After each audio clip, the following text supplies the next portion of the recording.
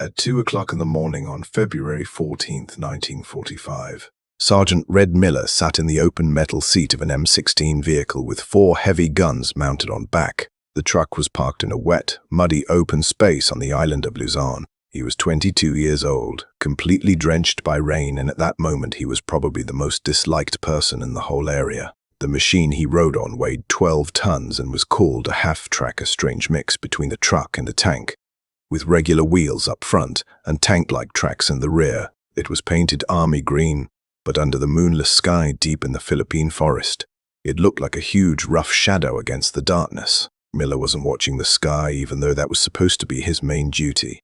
Instead, he stared at the tree line less than 100 yards away. The jungle formed a solid wall of black vines and rotting hardwood trees, and it was full of life.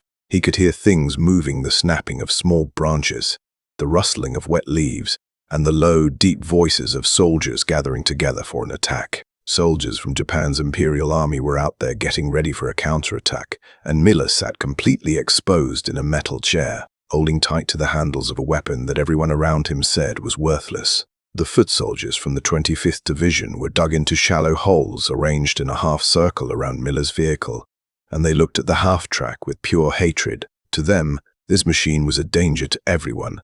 They called it the Dragon Wagon, or the magnet for enemy fire. In a war where men crawled on their stomachs through wet mud, a truck standing 10 feet tall was impossible to hide.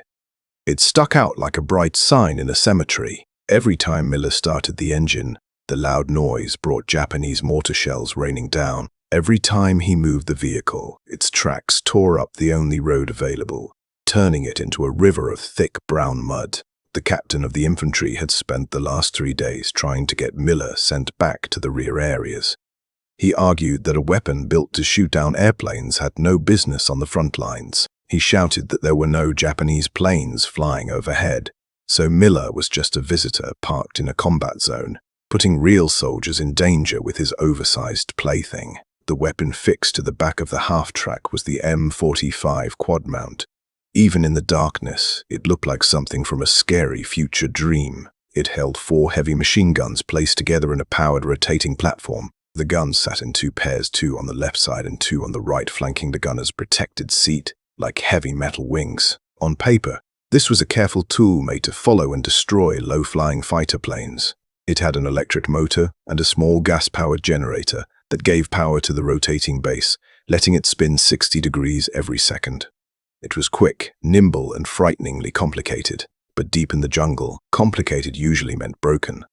The foot soldiers preferred their simple water-cooled machine guns and dependable rifles. They looked at the Quadmount's wires, batteries, and generators and saw a maintenance nightmare waiting to happen. They made fun of it. They asked Miller if he planned to shoot coconuts out of trees. They told him to go back to the airfield where the Air Force men drank cold drinks and pretended to be in a war. The criticism wasn't only about how big the vehicle was, it was about the rules for using it. The United States Army handbooks were very clear. The M16 was meant for shooting at aircraft. Its job was to guard bridges and supply areas from diving enemy planes. Using it to help soldiers on the ground was seen as a waste of bullets. A single heavy bullet was as thick as a marker pen and cost real money. The Quadmount could fire 2,000 of these bullets in just 60 seconds. The officers who handled supplies hated it because one Quadmount could use more ammunition in half a minute than an entire company of riflemen used in a whole week. They saw Miller as a drain on resources, burning through bullets to shoot at nothing. The infantry leaders saw him as a threat because the second he started firing, every Japanese spotter for miles around would figure out exactly where he was and send exploding shells down on the whole group. So Miller sat in the rain, feeling the heavy loneliness of a man who knows nobody wants him there. He wiped water off the aiming sight, a special sight that showed a glowing red circle on a glass plate. It was built to help hit fast airplanes, calculating exactly where to aim for a plane moving at 300 miles per hour versus a man walking at 3 miles per hour. The sight was too fancy for this job. It was like using a powerful telescope to read the newspaper, but Miller kept checking it anyway. He checked the bullet boxes, 4 huge steel containers bolted to the sides of the gun mount. Each box held 200 connected bullets. He checked the electric firing parts, the triggers that let him fire all 4 guns with one small switch. He knew that if the infantry soldiers were right, he was just a sitting target inside a metal box. But if they were wrong, he was sitting in the driver's seat of the deadliest grass cutter ever made. The situation on Luzon was very serious. The Japanese forces were not giving up. They were digging into volcanic caves and thick bamboo forests, fighting for every single piece of land. Their methods had changed from careful battle plans to suicide attacks. They called these Banzai charges. At night, when American control of the sky meant nothing because of the darkness, they would gather in the jungle. They would drink rice wine, attach long knives to their rifles, and run straight at American lines in waves of people. They didn't care if they lived. They only cared about taking as many Americans with them as they could. The American foot soldiers' machine guns, the .30 caliber M11 mines were good weapons, but they had limits. They got too hot. The barrels would glow bright red and bend if fired for too long. You had to swap barrels, reload belts, and let things cool down. A human wave didn't give you time to let a barrel cool. It just kept coming like a tide of bodies and steel. Earlier that evening, the infantry captain had walked up to the half-track. He didn't look up at Miller. He just kicked the rubber part of the track with his muddy boot. He told Miller that reports said a huge group of Japanese soldiers was moving through the nearby valley. A full battalion of enemy infantry was getting close. The captain said his men were running low on hand grenades and were very tired. He looked at the Quadmount and shook his head. He told Miller that when the shooting started, he should just keep his head down and not give away where they were hiding. He made it clear that the four-gun platform was nothing more than a heavy, useless weight. He said that if Miller fired and brought mortar shells down on his soldiers, he would shoot Miller himself. It was the strongest possible sign of no trust. The expert opinion was completely agreed. The Dragon Wagon was useless in a ground battle. But as the hours passed, the sounds from the jungle changed. It wasn't just the wind anymore. It was the sound of metal hitting rock. It was the sound of heavy gear being dragged through wet earth. Miller felt a shaking in the floor of his gun platform. The enemy wasn't just walking around. They were putting together an attack. He reached down and started the small helper generator. The little gas engine hesitated, then ran with a steady, low sound. To the infantry nearby, the noise was annoying, another reason to dislike the truck. But to Miller, it was the heartbeat of the machine. The generator charged the batteries that moved the rotating base. Without it, the guns were just dead weight. With it, the platform became a powered shell that moved with his slightest touch. He grabbed the control handles. They looked like bicycle handlebars mounted straight up in front of his chest. He twisted the grip and the huge platform turned to the left. The electric motor made a high sound that cut through the wet air. He twisted it back and the guns swung right. He pulled back on the handles and the guns pointed up toward the clouds. He pushed forward, and the four heavy barrels pointed down, aiming straight at the mud. The infantry captain had forgotten one important thing about the M45. It was built to follow planes that could dive, climb, and turn sharply.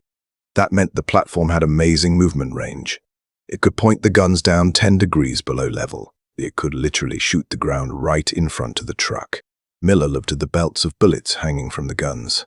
The normal setup for shooting at aircraft was a mix of regular bullets, glowing tracer rounds, and armor-piercing shots. But Miller had done something not allowed by the rules. He had spent the afternoon taking apart the bullet belts and putting them back together differently. He wasn't getting ready for thin airplane metal. He was getting ready for strong bunkers and thick logs. He loaded the belts with armor-piercing, fire-starting bullets. These bullets had a sharp tungsten center to punch through steel and a chemical tip that caught fire when it hit something. They were made to set fuel tanks burning. Against soft things like trees or sandbags, they acted like exploding fire sticks. He also added more tracer rounds, 1 every 3 bullets instead of 1 every 5. He wanted to see exactly where his bullets were going in the total blackness. The joking voices of the infantry faded from his mind when the first bright light lit up the sky. A mortar shell fired by the Japanese to light up the battlefield floated down on a small parachute. The bright white magnesium flare covered the open area in a sharp flickering light. Shadows jumped and stretched, and then the wall of jungle disappeared. It didn't melt away. It opened up. Hundreds of Japanese soldiers stepped out of the tree line all at once. They weren't hiding anymore. They were screaming. The sound was a deep, frightening roar that sounded like the earth itself was breaking apart. They raised their rifles and started running. Mud splashed under their boots. They were less than 80 yards away. The infantrymen in their shallow holes started shooting. The loud sounds of Garand rifles and the fast kicking of 30-caliber machine guns filled the air. But the wave didn't stop. The first attackers fell down, but the men behind them just stepped over the bodies. They were moving with a wild, unstoppable energy. The American line was thin. The infantry was going to be overrun in less than 30 seconds. The captain was shouting orders, but his voice was lost in the noise. This was the moment the experts had been afraid of. The weakness of the riflemen was clear. They couldn't shoot fast enough to stop the flood. Miller took a deep breath. He gripped the handles tight. He ignored the Army handbook. He ignored the captain. He ignored the fact that he was an anti-aircraft gunner in a ground war. He pushed the handles forward, lowering the 4 barrels until they pointed at the chests of the running men. He flipped the firing switch to full power. The generator ran louder, getting ready for the heavy work. The Dragon Wagon wasn't a toy anymore. It was about to become the judge, jury, and executioner of the Luzon jungle. The infantry leaders, crouching in the mud, looked at the M16 half-track and saw a truck. They saw a clumsy, gas-hungry vehicle that was impossible to hide and hard to steer. But Sergeant Red Miller, sitting in the protected metal seat of the Maxim platform, knew the truth. He wasn't sitting in a truck. He was sitting inside a machine helper. The M45 Quadmount was an engineering wonder that was many years ahead of its time. Unlike the infantry machine guns, which were aimed by human strength and sweat, the Quadmount was powered by electricity. A small gasoline engine made by Briggs & Stratton, fixed to the back of the platform, ran a generator which charged a set of very large heavy-duty batteries. These batteries powered 2 electric motors, one for moving the guns up and down, and one for turning them side to side. This meant that the 4 heavy machine guns, weighing over 300 pounds together, felt weightless in Miller's hands. He didn't have to fight the weapon to aim it. He just had to use a little pressure on the control handles, and the platform moved instantly. It could spin a full circle in less than 6 seconds. It could snap from pointing at the clouds to pointing at the mud faster than a man could turn his head. It was a powered shell that turned one single person into the fastest shooter in the Pacific, but the speed of the platform was only useful if the bullets actually hit something. And that was where Miller's clever change came into play. The Army handbook said that the guns should be aimed to meet at 1,600 yards away. This was perfect for hitting a Japanese fighter plane diving at 300 miles per hour. It created a death zone in the sky where all 4 streams of bullets came together. But Miller wasn't fighting planes. He was fighting foot soldiers. At 600 yards, the jungle was so thick you couldn't see your own hand in front of your face. Fighting in the jungle happened at 50 yards, maybe 100 if you were lucky. If he left the guns set to the factory setting, his bullets would be flying in parallel lines at close range, missing the targets in the middle. He needed the streams to meet right in front of the truck. So earlier that afternoon, while the infantry officers were making fun of him, Miller had taken a wrench to the bolts holding the guns. He loosened the clamps that kept the 4 M2 machine guns in place. He dragged a group of empty bullet boxes out to a spot exactly 200 yards from the vehicle. He painted a white cross on the middle box. Then he climbed back into the platform and adjusted the angle of each gun by itself. He turned them inward, making the barrels look slightly cross-eyed. He adjusted them until the aiming sight, the iron sights, and the inside of every gun were all looking at that single white cross. He created a ground meeting zone. It meant that at 200 yards, the 4 streams of lead would smash into one single point the size of a basketball. It was like taking the spray from a garden hose and focusing it down into a powerful water jet. It turned the wide anti-aircraft spray into a concentrated beam of destruction. The final part of Miller's rule-breaking upgrade was the bullets themselves. The infantry machine gunners used normal, solid bullet sleeve pieces wrapped in copper. These were fine for killing men, but they had trouble against the thick cover of the jungle.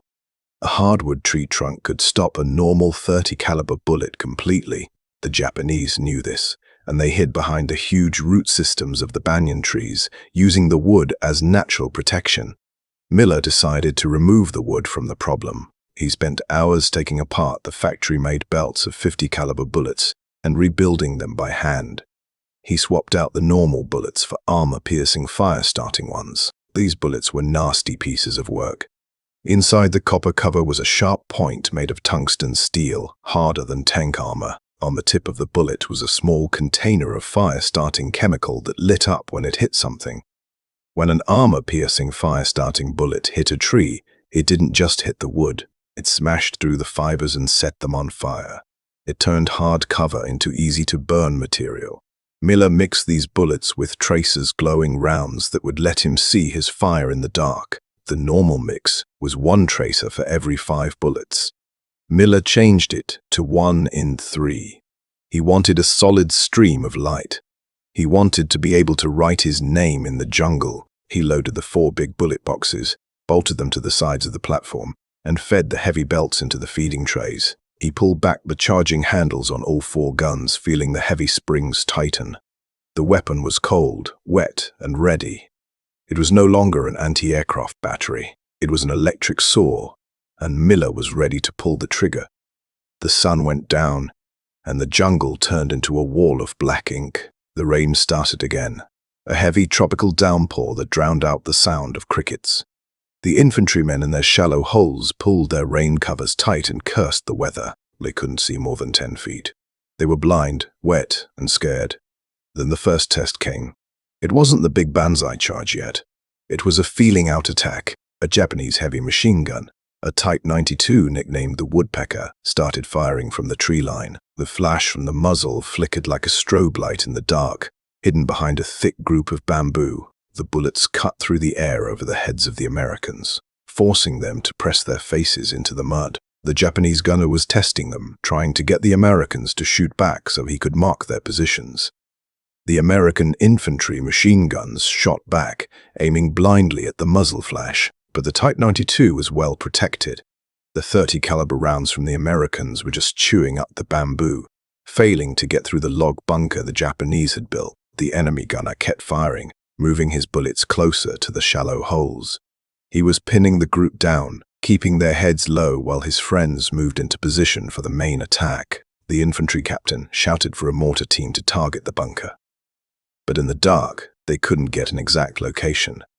The group was stuck. This was the moment Miller had been waiting for. He didn't ask for permission. He didn't wait for orders.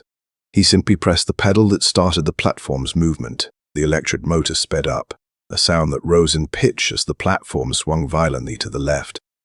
Miller looked through the aiming sight. The glowing red circle floated in the darkness. He placed the circle directly over the flickering muzzle flash of the Japanese machine gun. He didn't fire a warning shot. He didn't fire a short burst. He pressed his hands down on the butterfly triggers and held them there. All 4 M2 machine guns exploded at once.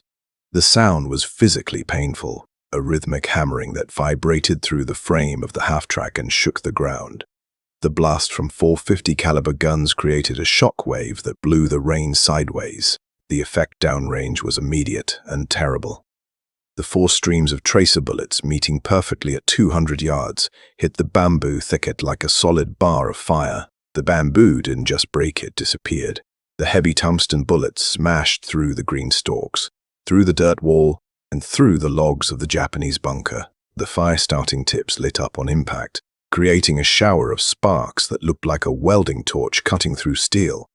The Woodpecker machine gun stopped firing right away. The bunker itself seemed to fall apart. The logs shattered into pieces the size of toothpicks. The earth around the position boiled as hundreds of rounds hit it every second. Miller held the trigger for 3 full seconds. In that time, he put 150 rounds of 50 caliber ammunition into a space the size of a kitchen table. When he let go of the triggers, the silence that followed was deafening. The Japanese machine gun was gone. The bamboo thicket was gone. In its place was a smoking, glowing hole of torn-up plants and earth. The American infantrymen slowly lifted their heads from the mud. They looked at the destruction. Then back at the half-track, they weren't laughing anymore. The captain, who had threatened to shoot Miller earlier, stood up in his shallow hole with his mouth open. He had just watched a vehicle he called a toy completely destroy a strong bunker in the time it took to take one breath. The target magnet had just become the biggest weapon in the whole area, but the Japanese were not easily stopped. They had watched the tracer bullets too. They saw exactly where the fire had come from. They realized that the Americans had a new weapon, something that could cut through their protection like paper. The Japanese leader in the jungle blew a whistle. It was a sharp, rising sound that cut through the rain. It was the signal for things to get worse. They knew they couldn't win a shooting match against the Quadmount. They had to destroy it. They began to move their heavy weapons. A Type 41 mountain gun, a 75mm artillery piece, was rolled forward through the mud. Mortar teams adjusted their base plates, aiming not at the shallow holes, but at the huge shape of the half-track. Miller heard the whistle. He knew what it meant. He had shown where he was. He was now the main target for every Japanese soldier in the area. He checked his bullet boxes. He had used up the first layer of belts, but he had thousands of rounds left. He looked at the temperature markers on the guns.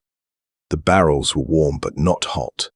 The air cooling covers were doing their job. He reached down and adjusted the gas flow on the generator, speeding it up to make sure the batteries stayed full.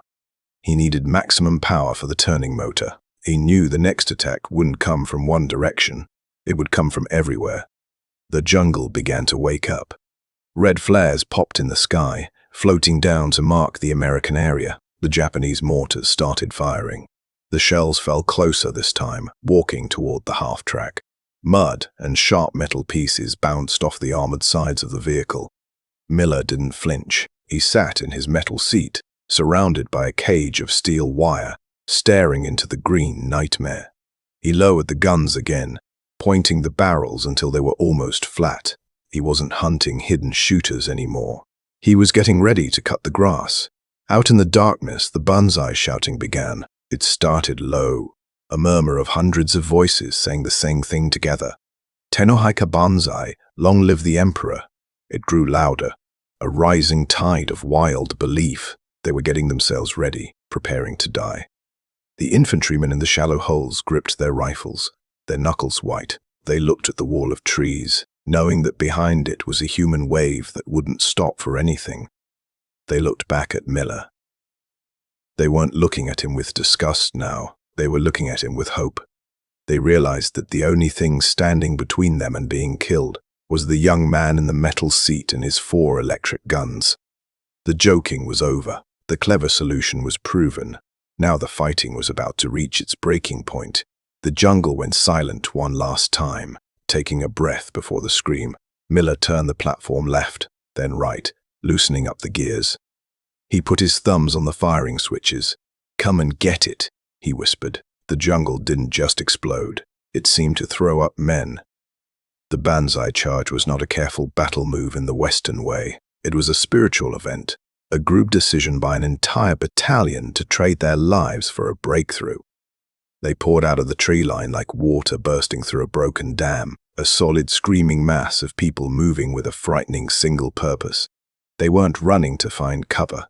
They were running to kill. The distance between the jungle edge and the American shallow holes was 80 yards. A man in good shape could run that distance in 10 seconds. The American infantrymen had 10 seconds to stop 1,000 men. The riflemen on the edge did their job. They fired their M1 Garands as fast as they could pull the triggers. The 8-round clips flew out with a metallic sound and they shoved fresh ones in, burning their fingers on hot barrels. The 30-caliber machine gunners held their triggers down, moving their fire back and forth across the front of the wave. But it wasn't enough.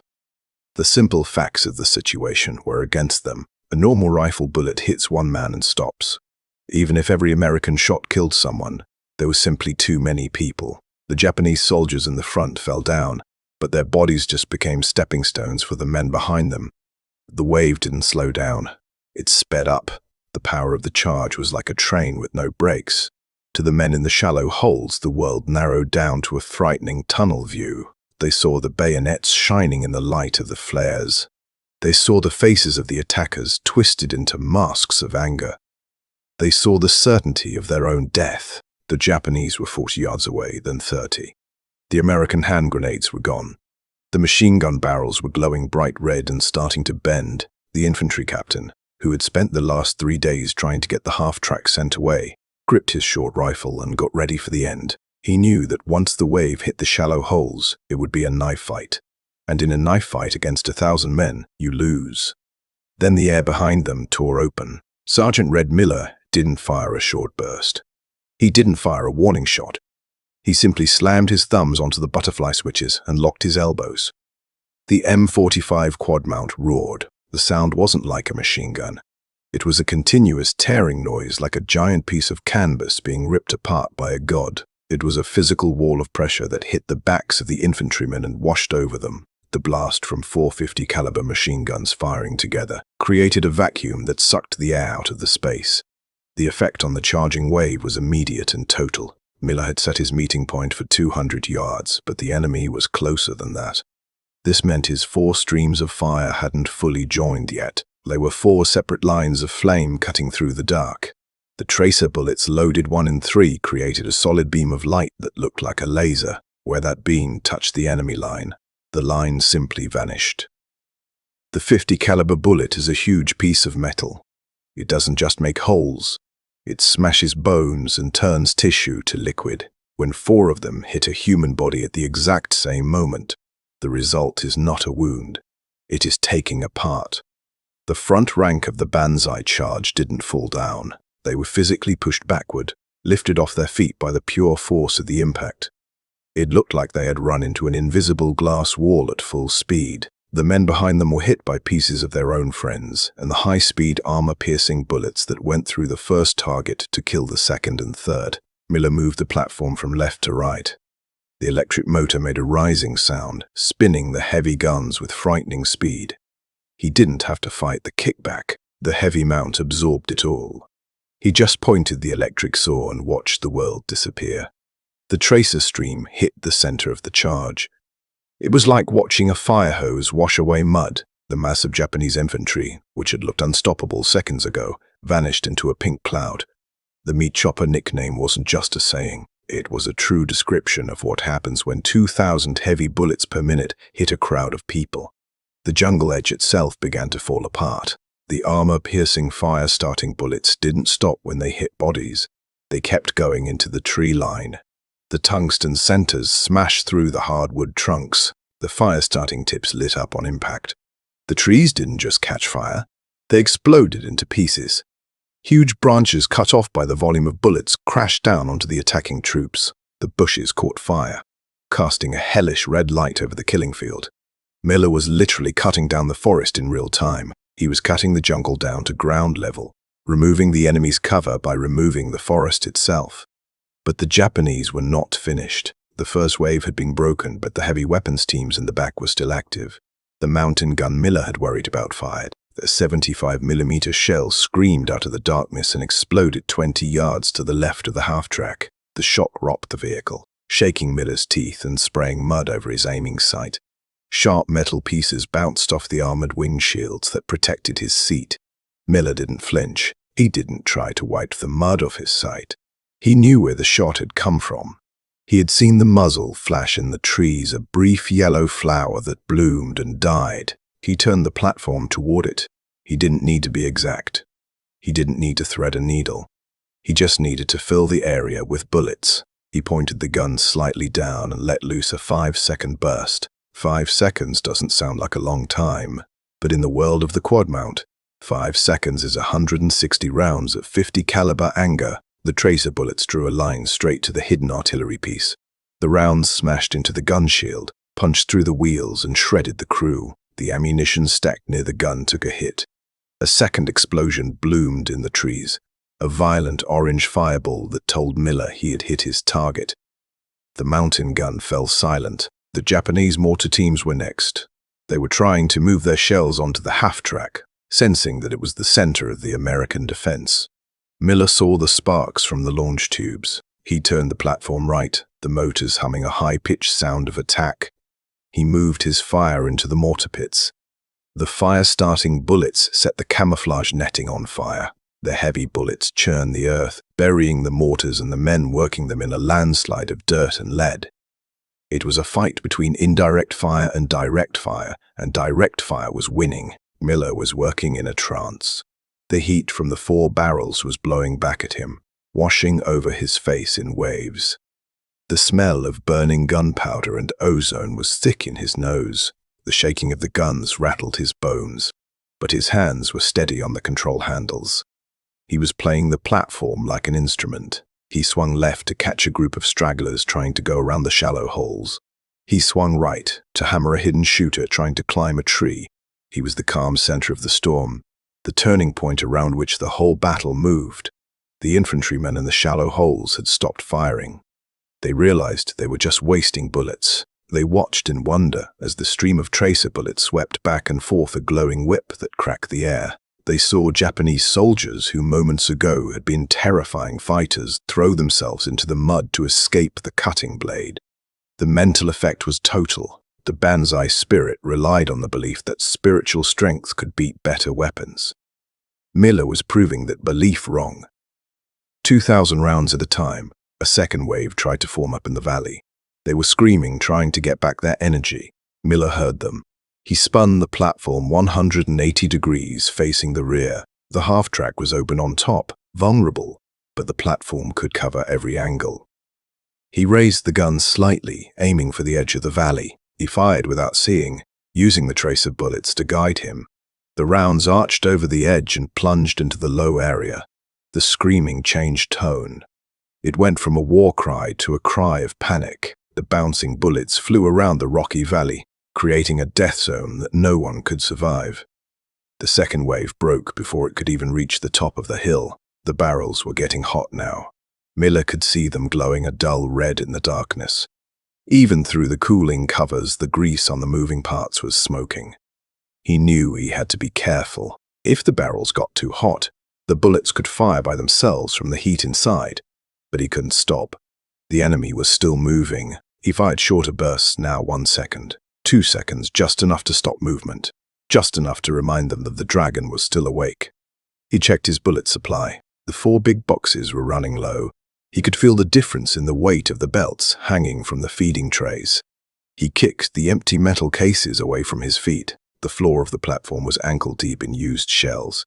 They fell out of the ejection ports like a golden waterfall, ringing as they piled up. He shouted to the infantryman nearest the truck, "Ammo! Get me ammo." 2 privates, the same ones who had laughed at his toy earlier that day, scrambled out of their shallow hole. They didn't hesitate. They ran to the back of the half-track, grabbed fresh bullet boxes from the spare rack and climbed up the side of the vehicle. They ignored the Japanese bullets flying overhead. They opened the latches on the mount, pulled out the empty boxes, and slammed the fresh ones into place. Miller pulled back the charging handles. The infantryman jumped off, patting the side of the truck like it was a prize horse. They were part of the crew now. The dragon wagon belonged to all of them. The battle raged for another hour, but the result had been decided in those first 30 seconds. The Japanese could not cross the open ground. The meeting zone Miller had set up was a line of death they could not pass. Every time a group tried to rush it, Miller erased them. The amount of fire was simply too high. You couldn't run through raindrops, and you couldn't run through the Quadmount spray. Slowly, the Japanese fire began to weaken. The Banzai shouting faded. The survivors were slipping away, crawling back into the deep jungle, leaving their dead behind. They had run into a technological buzzsaw, and it had cost them everything. Miller didn't relax. He kept the platform turning, scanning the tree line for any sign of movement. He fired a few bursts into suspicious shadows just to be sure. The sun began to rise over the horizon, turning the sky a bruised purple. The rain stopped. The smoke from the burning jungle hung low over the open area. A thick, sour fog. Miller finally let go of the handles. His hands were cramped into claws. His ears were ringing so loud he couldn't hear the engine running beneath him. He looked out at the field in front of the truck. It didn't look like a battlefield anymore. It looked like a landscaping project gone wrong. The jungle edge had been pushed back 50 yards. The trees were gone, reduced to jagged stumps and splinters. The ground was churned into reddish mud mixed with pieces of the attack. And everywhere there were bodies, hundreds of them. They weren't piled in neat lines. They were scattered and broken evidence of the terrible power of the heavy machine gun. Miller reached down and turned off the generator. The humming vibration stopped. The silence rushed back in heavy and sudden. He slumped in the metal seat, suddenly exhausted. He felt the crash of adrenaline hitting him. His hands started to shake. He pulled a pack of cigarettes from his pocket, but his fingers were too numb to work the lighter. A figure climbed up onto the side of the track. It was the infantry captain. He looked at the destruction downrange. He looked at the pile of metal cases that buried Miller's feet. He looked at the glowing barrels of the Quadmount. He didn't say anything about air defense. He didn't mention the bullet budget. He just struck a match, lit Miller's cigarette, and nodded. The meat chopper had spoken, and it had the final word. The sun rose over Luzon at 6 o'clock in the morning, burning through the morning mist to show a landscape that had been completely changed. The open area in front of the half-track was no longer a jungle. It was a wasteland. The tall mahogany trees that had stood for 100 years were gone, reduced to jagged, broken stumps that looked like broken teeth. The thick undergrowth, which had been a wall of green vines and bamboo, had been chewed into a mix of mud and sawdust. The ground itself was torn up and blackened, marked by the hits of thousands of .50 caliber bullets and the burn marks of the fire-starting chemicals. It looked less like a battlefield, and more like the site of a natural disaster, as if a tornado made of fire had landed and stayed in one spot for an hour. To the infantrymen looking over the edges of their shallow holes, the destruction was total. They had seen artillery barrages before, and they had seen airstrikes, but this was different. This was careful, close destruction delivered from a range of 50 yards. Sergeant Red Miller sat in the metal seat of the Quadmount, staring at the destruction with eyes that felt like they were filled with sand. He was soaked to the bone, not just from the rain, but from a mix of sweat, oil, and the black dust that covered every inch of the platform. His hands were still cramped into claws around the handles, locked in place by hours of tension. He tried to let go, but his fingers wouldn't listen right away. The energy that had powered him through the night was gone, replaced by a hollow, crushing tiredness. He felt heavy, as if gravity had doubled its pull. The silence of the morning was louder than the gunfire had been. There were no birds singing. There were no insects buzzing. The only sound was the ticking of the cooling metal as the 4 heavy barrels shrank in the damp air. The infantry captain climbed up the side of the half-track. This was the same officer who 24 hours earlier had called the vehicle a target magnet and threatened to shoot Miller for giving away their position. He pulled himself over the armor plate and stood in the platform area. He didn't say a word at first. He just looked down at the floor. The entire bottom of the platform was buried in used metal cases. It looked like a drift of golden snow deep in places. Thousands of empty shells shifted softly as the captain moved his weight. He looked at the empty bullet boxes, the burnt paint on the gun shields, and the pile of used-up barrels that Miller had swapped out during the quiet time. Then he looked out at the tree line, or what was left of it. He saw the piles of enemy dead in the meeting zone where Miller had focused his fire. He saw the path the Banzai charge had taken, a path that ended suddenly at the wall of lead. The captain reached into his pocket and pulled out a crushed pack of Lucky Strikes. He tapped one out, put it between his lips, and then offered the pack to Miller. It was a small gesture, but in the language of the front line, it was an apology, a praise, and a thank you note all in one. Miller took the cigarette with a shaking hand. The captain lit it for him, cupping the flame against the morning breeze. They smoked in silence for a minute, watching the smoke drift over the ruined jungle. The captain finally spoke, his voice rough and quiet. He didn't give a speech about bravery. He just said that he would make sure the supply trucks brought extra bullets that night. He told Miller to get some sleep. Then he climbed down and walked back to his men. The argument was over. The Dragon Wagon wasn't a danger anymore. It was the anchor of the line. The proof of the M45 Quadmount spread through the division like fire. The infantrymen, who had previously looked at the anti-aircraft crews with dislike, now treated them like kings. When the supply trucks arrived, the riflemen volunteered to help carry the heavy bullet boxes.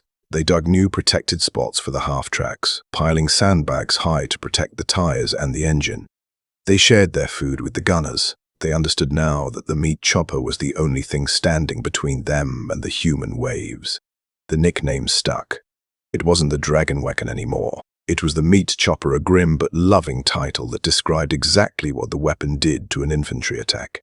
The Japanese learned the lesson too. Intelligence reports captured later showed that Japanese leaders had given orders to avoid areas defended by the 4-barreled machine gun. They called it the Devil's Breath. They stopped launching Banzai charges against Miller's position. The weapon had achieved the greatest victory. It had scared the enemy into changing their whole battle plan. Miller survived the Philippines. He survived the push into the mountains and the final battles for the island. The war ended in August of 1945. But the legacy of the weapon he had used was just beginning. The military leaders, who had first laughed at using anti-aircraft guns for ground support, couldn't ignore the reports after the battle. They saw the number of enemy dead. They saw how effective the electric saw was in thick terrain. The M45 didn't go to the junkyard with the rest of the war's extra equipment. It stayed in the Army's collection. 5 years later, when the North Korean Army crossed the 38th parallel, the Quadmount was there to meet them. In the frozen hills of Korea, the weapon found a new group of believers. The Chinese army used the same human-weight methods as the Japanese, attacking in huge numbers with bugles blowing in the night. And just like in Luzon, the Quadmounts were waiting. The soldiers in Korea gave it a new nickname, the Chinese Chopper. They put the platforms on trucks, on half-tracks, and even in sandbagged bunkers on the front line. The thick waves of Chinese infantry would rush the American positions, only to run into the same wall of joining fire that Miller had perfected. The Quadmount became the most feared weapon of the Korean War, a machine that could break an attack simply by turning it into a slaughter.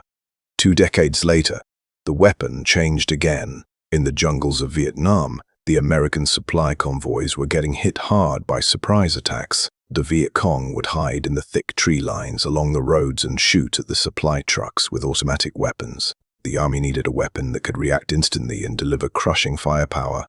They remembered the lesson of the meat chopper. They took the old M45 platforms out of storage, removed the old gasoline generators, and bolted them to the beds of 5-ton cargo trucks. They built armor boxes around them and painted them black. They called them gun trucks. When a convoy was ambushed, the gun truck would spin its platform and unleash 4 streams of .50 caliber anger into the jungle. It was the same method Miller had used in 1945. Proving that while technology changes, the simple truth of overwhelming force stays the same. Sergeant Red Miller returned to the United States in late 1945. He took off the uniform and went back to normal life in Ohio. He got a job at a steel factory working the hot furnaces. It was hot, loud, dangerous work, but it was quiet compared to the inside of the Quadmount platform. He got married, raised 3 children, and coached youth baseball. He was a quiet man, the kind of guy who sat at the end of the bar and drank a beer slowly without saying much. He never talked about the war. He never told his wife about the night the jungle tried to kill him. He never described what it looked like when a man is hit by 4 .50 caliber bullets at the same time. Sometimes on the 4th of July, when the fireworks were exploding and the air smelled of gunpowder, his family would notice him staring off into the distance, his hands gripping the arms of his lawn chair a little too tight. They assumed he was just lost in thought.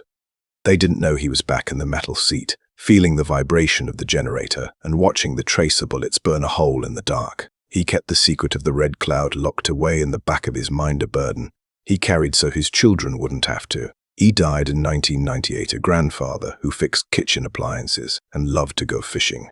The neighbors knew him as a nice old man.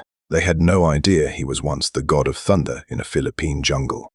The story of the M45 Quadmount is more than just a story about a piece of equipment. It is a story about the gap between the rulebook and real life.